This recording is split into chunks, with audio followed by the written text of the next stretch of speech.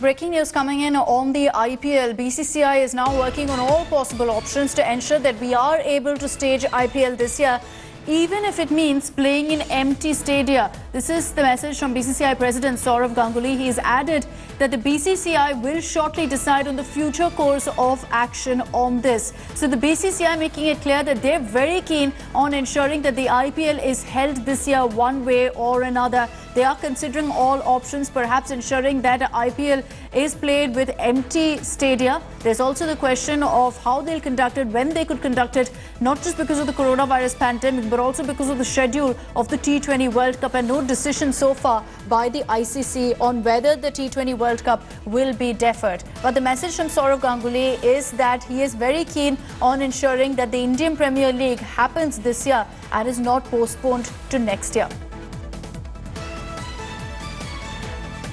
Rahul Rawat is joining us with more details on this. So Rahul, the BCCI very keen on holding the IPL this year. What are the options really that they're considering right now? Well, Akshita, that's right. BCCI was always keen to host the IPL. Unfortunately, because of the coronavirus, it had to be suspended. Now the T20 World Cup is scheduled in Australia in October, November. The ICC has had a number of meetings for the past few months, and Cricket Australia has already made it clear that they are not in a position to host the tournament at least this year.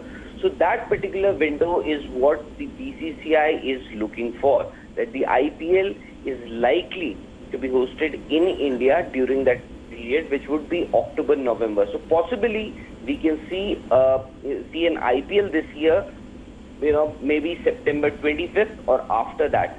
So that is what the BCCI is aiming for. Unfortunately, despite so many meetings, the ICC has not been able to arrive at a decision that they have to postpone the T20 World Cup this year.